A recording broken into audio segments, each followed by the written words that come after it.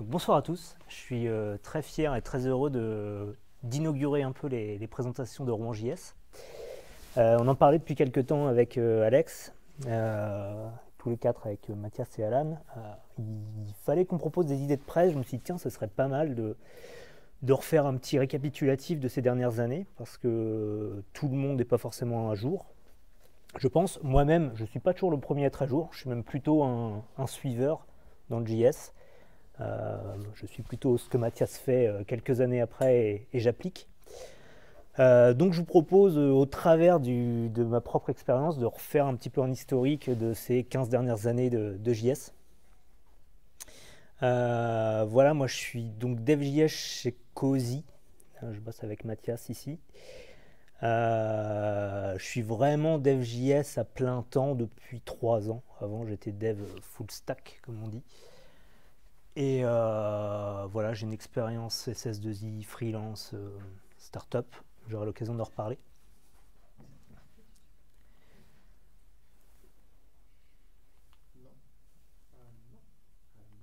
Ah, voilà. Donc tout a commencé il y a 13,7 milliards d'années avec une grosse explosion appelée le Big Bang, à partir de laquelle tout s'est créé. Puis, il y a 2 milliards d'années, l'apparition des premiers eucaryotes. Bon, on va passer tout ça. Si le truc veut bien, on va aller direct au JS. Voilà. Premiers émois avec JavaScript. J'ai commencé à bosser en 2003 en tant que stagiaire dans une web agency. Et je m'en souviens très très bien. C'est la première fois où j'étais confronté au JS, où j'ai dû faire, je pense qu'on l'a tous fait, surtout les plus vieux, un menu déroulant compatible IE 6 à l'époque, mais aussi IE 5.5 sur Mac.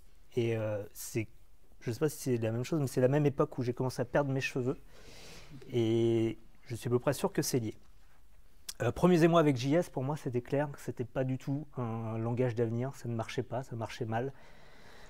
Il n'y avait pas de compatibilité entre les navigateurs, c'était que des emmerdes. Pour moi, il était hors de question que je remette un jour le nez dedans et que je fasse carrière là-dedans. Si on m'avait dit que je serais dev.js 15 ans après, j'aurais dit pourquoi pas être chauve pendant que. Enfin, ça, c'était ma première expérience avec JS. Donc, malheureusement, j'étais aussi super intéressé par le web, tout ce que ça pouvait offrir. Waouh! Cette presse est douée de raison, quoi. L'intelligence artificielle, on y est. Ouais, j'allais au clavier. Malheureusement, donc, j'étais passionné par tout ce qui avait attrait au web. Et j'ai dû un peu, malgré moi, continuer à faire du JS. Notamment en SS2I. Donc les incompatibilités entre navigateurs, ça j'en ai déjà parlé. Donc oui, j'ai continué à faire beaucoup de web en SS2I. Je suis rapidement un peu devenu le monsieur web et malgré moi, j'ai continué un peu le JS.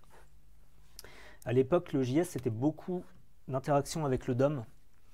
On avait ce genre de code. Alors je suis désolé, du coup l'écran est un peu petit. J'espère que c'est un minimum lisible. On allait un petit peu interroger le DOM avec deux méthodes clés qui sont getElementById et getElementsByTagName. Et si on voulait requêter quelque chose d'un peu complexe, aller chercher des éléments par rapport à leur classe, il fallait qu'on utilise ce genre de fonctions, enfin de petits patterns un petit peu lourds. Oh. Alors, tout a commencé il y a 13,7 milliards. Voilà, donc après ça, j'ai mis sur mon CV, c'est bon, expert JS, je sais faire, je suis super calé. Et malgré ça, à l'époque, donc on était en 2004-2005, très très peu de développeurs étaient encore calés en web. On était beaucoup encore dans des technos, surtout dans la région, en tout cas dans les technos industriels, à la Java. Par moment, COBOL, Dieu merci, je n'y ai pas touché. Et il y avait très très peu de connaissances dans le monde du web. Et on voyait toutes sortes de choses dans le JS, des mots de passe qui passaient en clair comme ça dans le côté client. Enfin, c'était assez un petit peu le Far West. Et pas grand monde savait ce qu'il faisait en fait. J'ai même pas.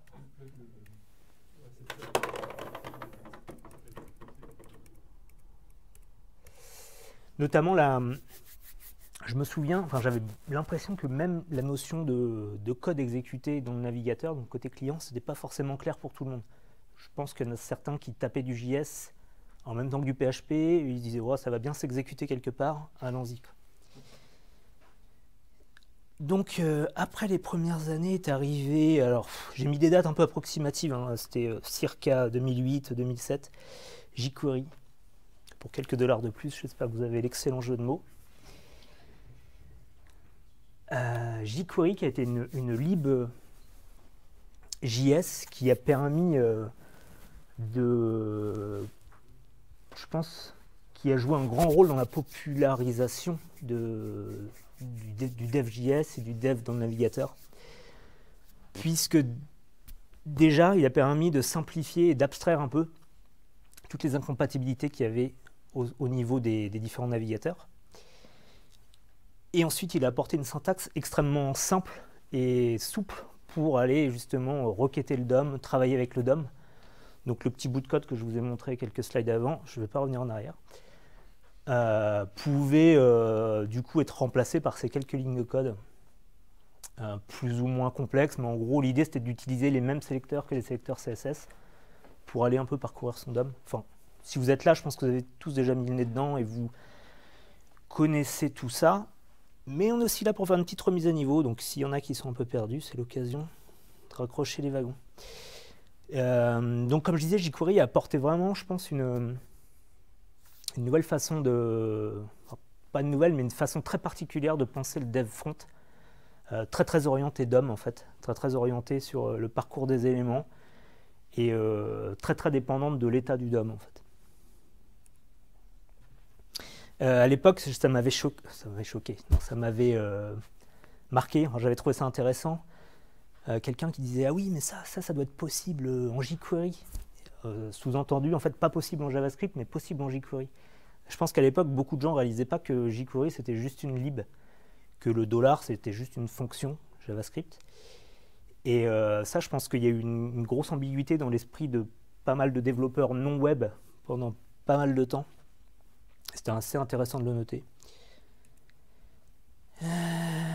Ah oui, j'en ai profité pour placer quelques rappels parce que en 2017, on voit encore ce genre de choses, de moins en moins, mais ça m'arrive de le croiser encore. Pour rappel, un appel à la fonction $, comme il y en a dans le premier exemple, avec un sélecteur assez complexe ici, c'est coûteux en termes de performance. Faut plutôt éviter et il faut penser à mettre en cache sa requête dans une variable. Voilà. Si vous ne le faisiez pas, je ne vous demande pas de lever de la main, hein, gardez ça pour vous. Vous pouvez commencer à le faire. De la même façon, ça je l'ai vu passer il y a quelques temps, je ne regarderai personne, mais j'ai vu passer un exemple de code comme ça, donc en 2017 aujourd'hui. Alors certes, la syntaxe de jQuery est sympa parce qu'elle permet de remonter facilement dans les parents, etc. Il y a quand même des limites où on est en train un peu de perdre la logique et de perdre de la lisibilité dans notre code et de la logique dans notre application. Donc ce genre d'appel successif apparent, il faut penser à l'optimiser, alors soit en utilisant des ID sur le DOM, soit peut-être revoir un peu le DOM, soit utiliser d'autres méthodes type délégation d'événements. Enfin bref, c'est le genre de code qui doit dire hein, j'ai peut-être quelque chose de mieux à faire que ça, réfléchissons-y 30 minutes. Les limites de jQuery avec l'expérience, jQuery donc c'est super. Par contre c'est très basé sur le DOM. Et le DOM, moi j'ai tendance à jamais lui faire confiance parce que ça peut être modifié par l'user, bon, c'est très rare. Peut-être par d'autres scripts, peut-être par des scripts navigateurs, peut-être par un conflit avec une autre librairie sur la page, et que sais-je encore. Et jQuery là-dessus, il a beaucoup de fonctionnements qui sont un petit peu accrochés sur le DOM et qui peuvent être sujets à bugger ou à effet de bord sur le long terme. Ça fait longtemps que j'ai fait des jQuery, mais de mémoire, on a un gros fichier page.js ou ce que vous voulez .js avec tout le jQuery mis dedans. Le code le plus ancien est en haut, le code le plus récent est en bas. Et ça marche. Et dès que ça marche, on arrête de toucher. Ça a peut-être évolué, hein, je caricature un petit peu, mais c'était assez fouillis. J'ai même laissé four merde, vous voyez, je voulais l'enlever. Pas de mécanisme de gestion de dépendance, en tout cas à l'époque. Je pense pas, je sais pas si c'est le cas aujourd'hui. J'ai pas révisé. Et pour tous ces aspects-là, j'ai toujours trouvé que la maintenabilité du code était assez limitée. Voilà pour la petite critique de jQuery. À l'époque, donc on est toujours 2008, de 2008 à 2010, je dirais. Il y a d'autres librairies qui existent, notamment MooTools, alors qui offrent un petit peu les mêmes logiques de parcours du DOM, qui va un peu plus loin dans la création de classes, d'objets, etc. J'ai mis aka l'ellipse que j'ai raté parce que j'ai jamais utilisé en fait. J'étais dans mon petit jQuery. Il y avait aussi prototype.js. Donc ces deux-là ont plutôt disparu, si je ne dis pas de conneries. Prototype.js qui était très orienté dans la création de classes et de la facilitation d'utilisation des objets JS. Et puis Underscore qui est arrivé un peu plus tard, qui lui par contre on le rencontre encore assez souvent. Underscore est beaucoup plus orienté sur des fonctions appelées utilities ou helpers qui permettent de faciliter le parcours de tableau, d'aller requêter une liste d'objets plus facilement. Underscore, lui, présente encore un intérêt aujourd'hui moindre avec l'arrivée de ES 2015. Mais on le rencontre encore. Donc, quand j'ai réalisé que j'étais passé un peu de tout ça, je me suis dit, j'ai changé expert.js, j'ai mis spécialiste.js plutôt. On va descendre d'un cran. Parce que quand même, j'ai raté pas mal de choses. Saut dans le temps. Alors moi du coup j'étais en SS2I. 2013 je suis passé freelance. Donc comme tous les freelances j'ai fait beaucoup de WordPress. Beaucoup de jQuery. Toujours en ce mode dernier code en bas du fichier. Et j'ai peu eu l'occasion d'évoluer en JS dans cette phase-là, assez paradoxalement.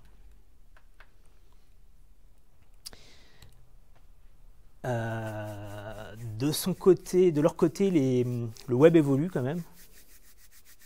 On a de plus en plus de logique qui est côté client. On met de plus en plus d'intelligence dans le browser. Du coup, il y a de nouveaux besoins. jQuery suffit plus, je pense, pour toutes les limitations que j'évoquais. Et on a des libs, des frameworks qui émergent davantage, qui vont nous permettre de mettre en place ce qu'on appelle des one-page apps, c'est-à-dire qu'on va avoir une seule page web. On ne va plus avoir une navigation dans notre site qui va être gérée par le serveur, mais plutôt un seul programme JS, un seul logiciel JS, qui lui va nous gérer plusieurs pages en son sein, qui va gérer sa propre navigation, et qui va prendre un peu le pas sur le navigateur.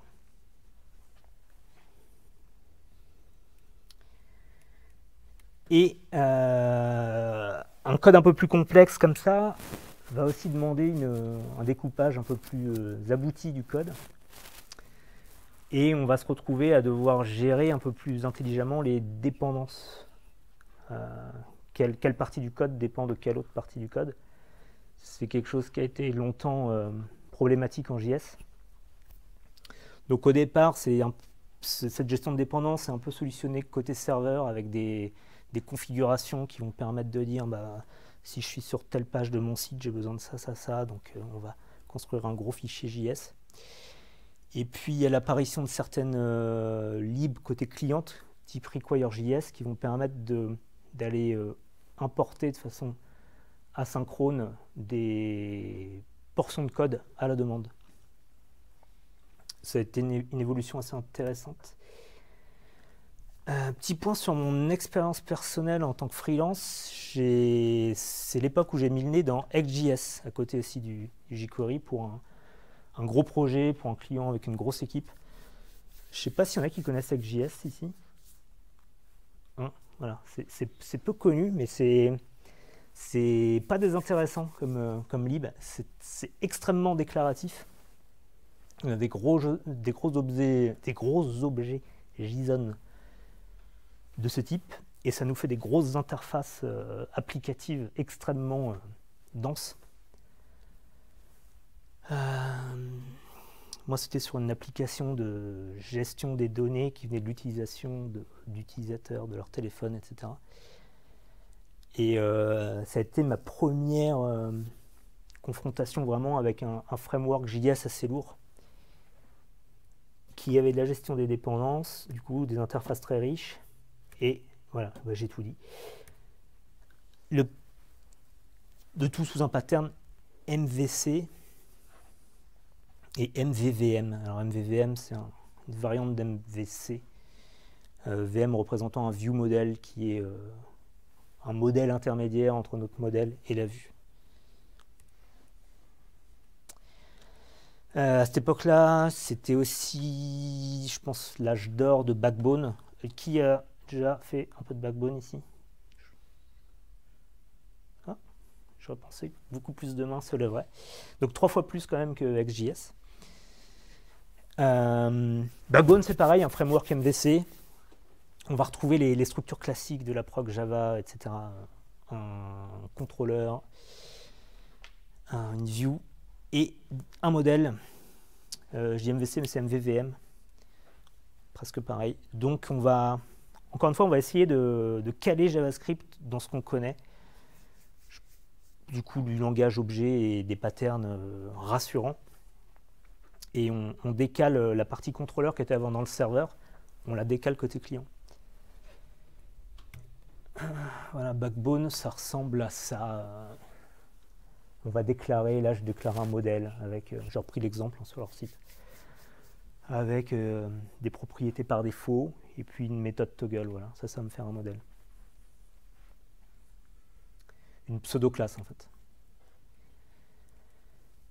C'est l'époque aussi où apparaît Node.js. Ça par contre ça a été un vrai tournant. Au départ, ça a été développé pour faciliter, je crois, la communication en temps réel et accélérer les échanges entre la partie cliente et serveur. Moi, je trouve que le vrai apport de Node.js, ça a plus été dans tout ce que ça a apporté à l'environnement JavaScript, notamment la possibilité de faire tourner du JavaScript côté serveur en dehors d'un navigateur, pour faire des choses comme tester son code. Donc là, on rentre dans des processus qualité industrielle qui sont beaucoup plus proches de ce qui se fait en SS2I et en Java, etc. Une vraie gestion des dépendances, avec du coup un découpage du code en petits modules qui vont pouvoir être importés, et puis tout un outillage autour de tout ça qui va permettre je l'ai mis après d'ailleurs, de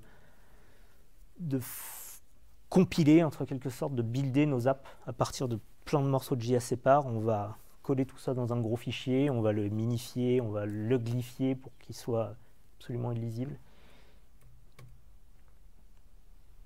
Alors pour ceux qui n'ont jamais mis le nez dans Node.js, c'est tout con, hein, c'est du JavaScript. Côté serveur, il n'y a pas...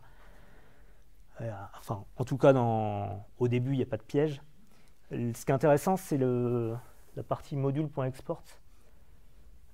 Pour ceux qui n'ont jamais mis le nez dedans, c'est vraiment la signature un petit peu. C'est la façon dont on va exporter notre fichier. On va déclarer notre code et on va dire, tiens, mon module, il exporte surtout ma méthode hello world ici, que j'ai déclarée là.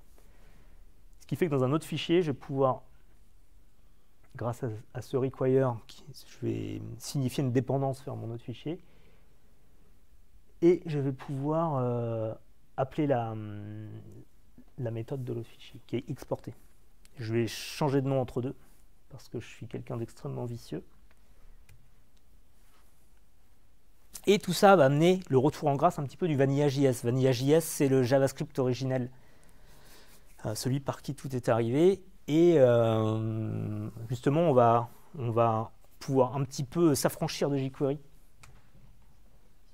pour un peu se replonger dans l'essence même de JS. Rationalisation et industrialisation, ça j'en ai parlé avant, c'est une pure répétition. Et meilleure gestion des dépendances, voilà. Je me répète. Hein, voilà. Après avoir été freelance, je suis passé chez Bunker. Alors, qui a déjà entendu parler de Bunker ici? Ouais, j'avais dit 50%. Chez Bunker, c'était intéressant parce que c'était en 2014 et on a refait l'application de zéro et on s'est longuement interrogé sur quel framework on allait utiliser. À l'époque, c'était Angular qui avait le vent en poupe.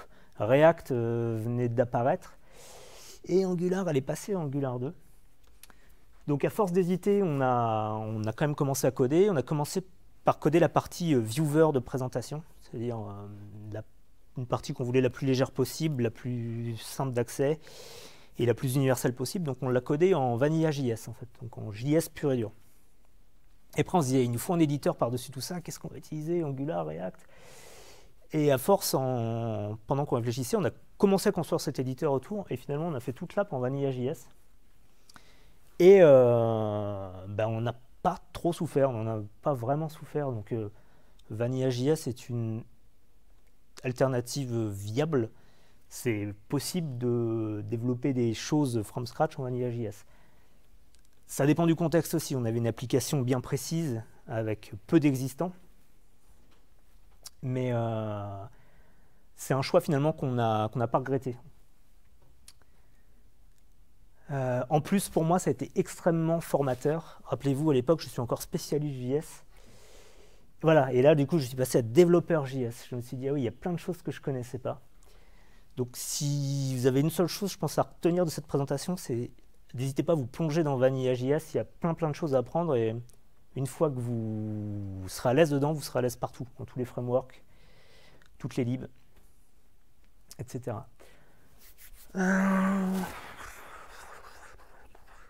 Slide un peu chiant. Ce que j'ai surtout appris moi, c'est que jusqu'alors, Backbone, XJS, Prototype, toutes ces libs-là essayaient de prendre JS et de le faire rentrer dans le moule qu'on connaissait, le moule objet avec des classes, etc. Ce que j'ai vraiment compris à cette époque-là, donc du coup j'étais expert spécialiste puis développeur, et là j'ai vraiment compris JS, c'est que JS c'est avant tout un langage objet prototypal, donc orienté prototype en fait. Et on essaie de lui forcer à lui faire des classes, etc. Alors que lui fonctionne par prototype. En gros,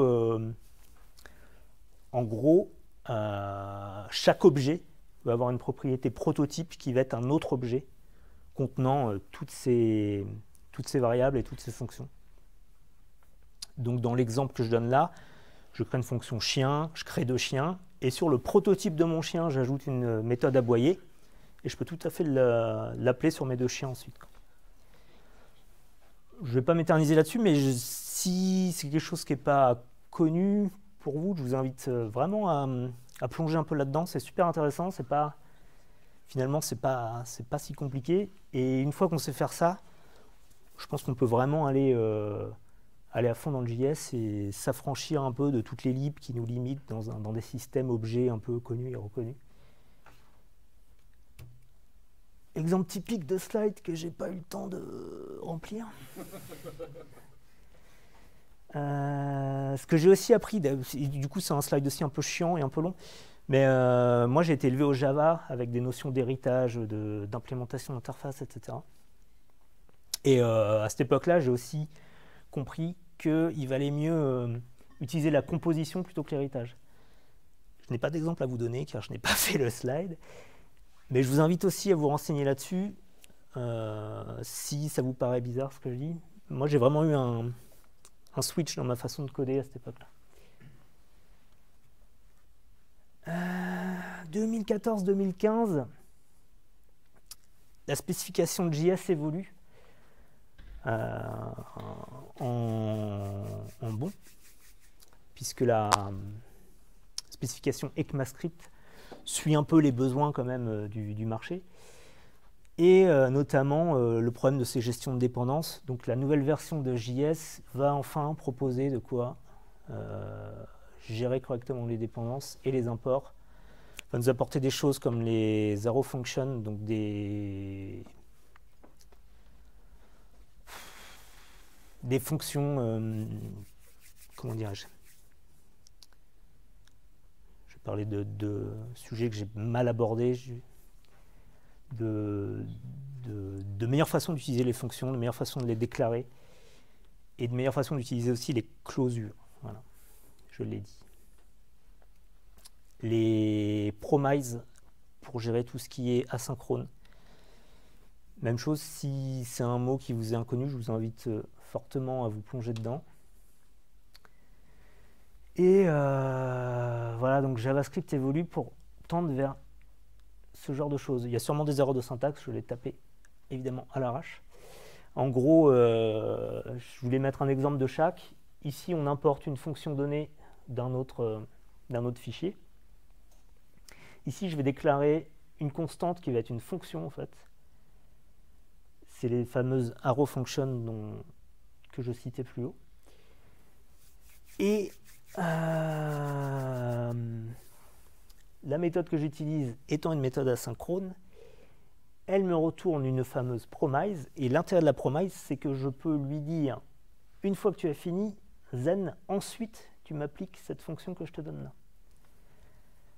Ça permet de s'affranchir de tout le mécanisme de callback qui fonctionne, hein, qui n'est pas déconnant, mais une fois qu'on a mis le nez dans les promises, qu'on a mis un pied dedans, on se sent soulagé d'un poids, ça fonctionne de façon beaucoup plus fluide. Et voilà.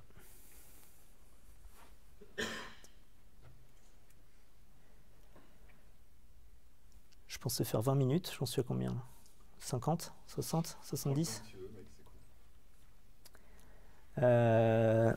Cette évolution un peu de JS va remettre sur le devant de la scène un peu, je dirais, un paradigme oublié, en tout cas moi.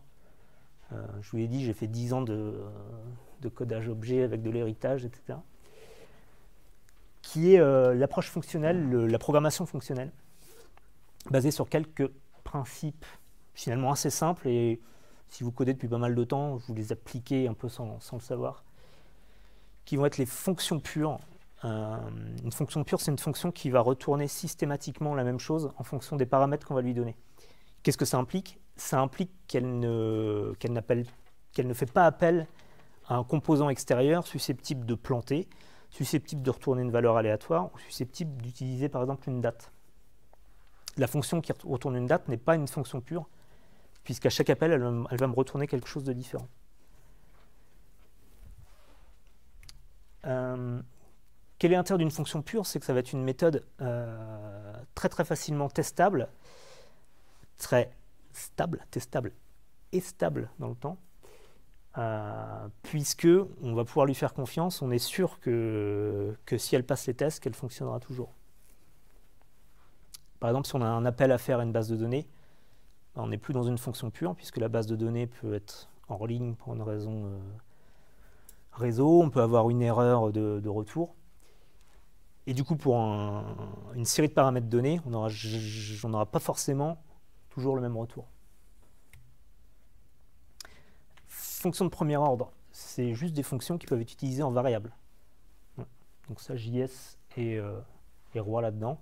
Je peux déclarer des fonctions, les passer en paramètres. Tu sais que j'y ai pensé et j'ai complètement oublié de faire une blague avec. Et l'utilisation intensive de map et reuse, puisque l'idée aussi... je vous ai pas parlé d'immutabilité, il me semblait bien que j'oubliais quelque chose. L'immutabilité, c'est le fait de ne jamais modifier ces données, ou en tout cas de les modifier au minimum. C'est complètement dans l'idée aussi des fonctions pures, c'est-à-dire que les paramètres que je vais donner à ma fonction, ils vont être laissés tels quels, et ce que va me retourner ma fonction, ça va être un autre objet Du coup, je suis sûr que d'une, je ne vais pas saccager l'objet qu'on me donne en paramètre en créant un effet de bord à un autre endroit de l'appli. Et que de deux, mon retour, lui-même, il n'aura pas d'effet de bord à un autre endroit de mon appli ou dans un autre composant. Et donc l'utilisation des méthodes map et reuse est particulièrement bien appropriée pour ce genre de paradigme.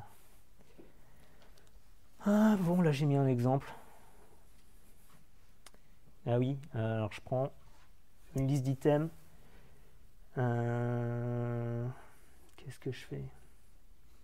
Ah oui, c'est un exemple de reduce. En gros, je prends une liste d'items et je veux connaître le nombre d'items contre tel flag. Voilà. Donc, ça me permet d'illustrer les fonctions pures, puisque en fait, pour des items donnés et un flag donné, j'aurai toujours le même retour de ma fonction. Il n'y a aucun appel extérieur, je ne vais pas aller chercher une variable globale, je ne vais pas aller chercher une propriété propre à mon objet. Je suis vraiment dans un environnement fermé, je mets paramètre d'entrée et j'ai mon retour. Fonction de premier ordre, puisque là j'ai déclaré ma fonction dans une constante, et ensuite je la passe en paramètre à une autre fonction. Donc c'est une variable comme une autre. Et puis un exemple d'utilisation de reduce. Quand on commence à réfléchir un peu son code comme ça fait pas mal de mois que je n'ai pas codé un for each ni un while. Entre map et reduce sur les tableaux, voilà, j'arrive à quasiment plus faire de boucle for. Je poursuis dans ma propre expérience, du coup, je vous parlais un peu de React, puisque c'est ma dernière découverte, hein, des mois après tout le monde, hein, bien sûr. Je ne suis pas du tout dans l'avance de phase. React, c'est assez symptomatique de l'évolution de JS actuellement, puisqu'on va avoir une architecture très orientée composants. C'est-à-dire des petits bouts de DOM qui vont être le plus indépendants possible. On va retrouver un peu les mêmes concepts que la programmation fonctionnelle, à savoir un composant avec des entrées données va toujours se rendre de la même façon. Et lié avec les autres concepts que j'évoquais plus tôt, qui sont l'immutabilité, ça va permettre d'avoir des applications assez stables, le plus stable possible en tout cas, puisqu'en fait on aura un état donné de l'application, tout se rendra toujours de la façon attendue, et on sera beaucoup moins dépendant d'effets de bord à droite à gauche. Voilà. React, c'est Facebook à la base.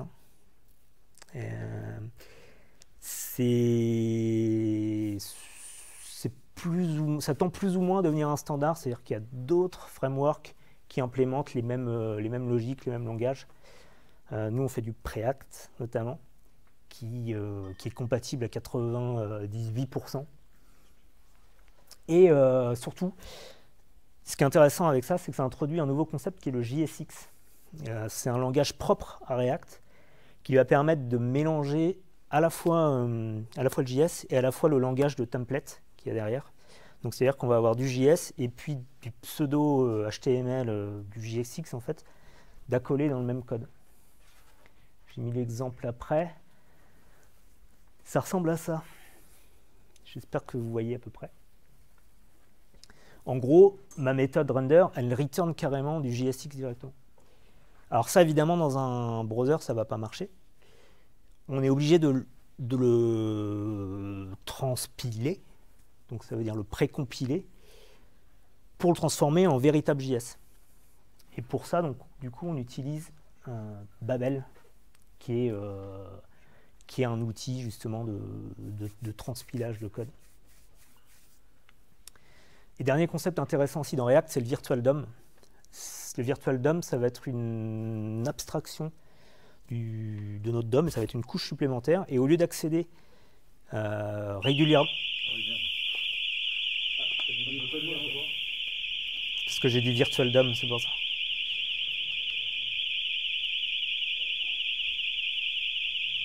C'est bien, ça vous réveille avant la fin. Virtual DOM, donc, ça va être une couche, une surcouche, non, Ça va être une interface entre notre code et le DOM. Donc au lieu d'accéder au DOM dès qu'on va modifier un élément ou un attribut, etc., on va les modifier dans le virtual DOM. Enfin, c'est React qui gère ça en arrière-plan, nous on ne le fait pas. Et à intervalles réguliers, ou quand on a fini, ou enfin il fait sa tambouille, je ne veux même pas savoir comment il fait. Quand il sait que tout est prêt, là à ce moment-là, il va aller mettre à jour notre DOM en une seule fois. Ça va éviter des recalculs, de repositionnement d'éléments, etc. Et on va avoir un seul accès au DOM. Ça va grandement améliorer les performances, notamment. Ok, ça j'ai déjà montré. Ah voilà, donc du coup là j'étais développeur JS et je repasse développeur front du coup. Alors les limites de React c'est quand même cool. Ça marche bien, c'est assez simple. Si on est un peu familier, si vous avez fait du Vanilla JS, ça se fait tout seul. Les limites, c'est qu'on s'enferme quand même dans une petite technologie un petit peu à part. Il faudra voir comment ça évolue dans 5-6 ans. On a eu l'exemple récemment avec CoffeeScript, qui était sûrement bien il y a 5-6 ans. Et on s'est retrouvé coincé dedans, un langage qui n'évoluait plus. À côté, on avait le S2015, S6, qui était là à nous dire utilisez-moi, utilisez mes imports, utilisez mes arrow functions. Et on était là dans CoffeeScript à galérer, avec une surcouche, parce qu'en plus, tu avais les erreurs CoffeeScript, ensuite les erreurs JS. Bref, mon petit doute sur React, c'est que ça tend à avoir le même genre de comportement à l'avenir. Slide de conclusion.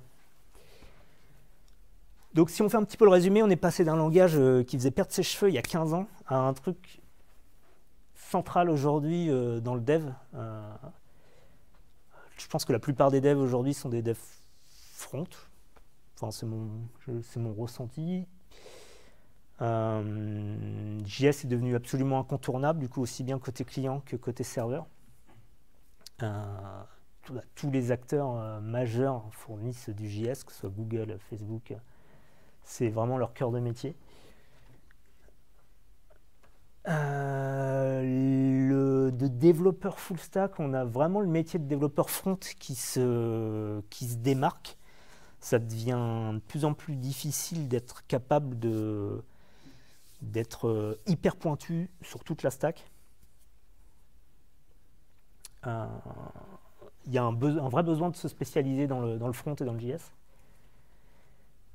On a un écosystème qui est en constante évolution, et encore, je n'ai pas parlé d'Angular ni d'Angular 2 parce que je ne connais pas. Je n'ai pas parlé de TypeScript parce que je ne connais pas. Mais je suis assez confiant parce que je connais le Vanilla JS, et si un jour j'ai besoin, je sais que je pourrais mettre le nez dedans super facilement. Enfin, super facilement. Facilement. Ce système en permanente évolution, on est sans arrêt confronté à est-ce que j'essaie les dernières nouveautés ou est-ce que je prends quelque chose de plus mature qui a déjà 2 ans derrière soi avec une grosse communauté. Donc il faut être bien au fait de son besoin. Et surtout, est-ce que je suis prêt à ce que mon équipe, à former intégralement mon équipe sur une nouvelle techno? Parce que la meilleure techno, c'est quand même celle que votre équipe connaît. Et encore une fois, je répète mon conseil, si vous avez l'occasion, faites un petit projet perso en pure Vanilla JS. Il n'y a finalement rien de mieux pour apprendre ça, et ça vous facilitera, je pense, la vie dans tout le reste. Et c'était le dernier slide, et il n'y a même pas de slide de remerciements et de questions. Voilà. Bah, du coup, on va pouvoir poser des questions, alors même s'il n'y a pas de slide. J'espère que je pourrai y répondre. Et du coup, c'est ouvert, vous pouvez vous poser vos questions à Grégory, mais d'abord, on va l'applaudir, on va vous dire merci.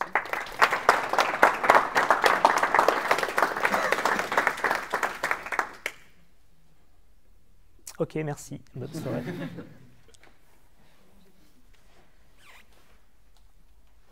J'avais juste un truc, moi. Ouais. C'était pour compléter. T'as parlé de quoi à un moment? Je sais plus. La composition et l'héritage, ouais. Ouais. Et ben Mathias, il m'avait recommandé des vidéos de Fun Function Oui. sur YouTube. Il y a un channel qui s'appelle Fun Oui. Function. C'est une énorme tuerie. Il parle de tout ce que tu viens d'évoquer, de tout ce qui s'est passé ces dernières années. C'est vrai. Les fonctions pures, la programmation fonctionnelle. Ouais. La Très bonne chaîne composition, YouTube etc. pour les amateurs JS. Et c'est bien présenté, on apprend plein de trucs. Les premières sans tout. Là, à la longue, on sent qu'il a un peu du mal à se renouveler, mais il y a toute les 20 premières, 20-25 premières qui sont vraiment top. Yep. Sur le temps du midi, c'est 5-10 minutes, Exactement. ça se bouffe tout seul, quoi. Carrément. Eh ben merci mec. De rien. Bonsoir. On va enchaîner avec Mathias. Oula. On enchaîne, ouais. Ouais. Allez. Tu veux le micro peut-être? Parce qu'on va m'entendre chuchoter sur YouTube avec.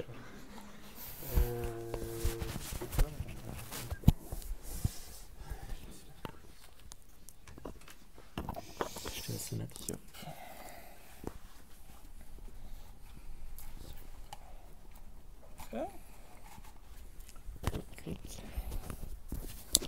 Je m'auto-équipe. Hop là. Comme ça. Quick. Yep. Vous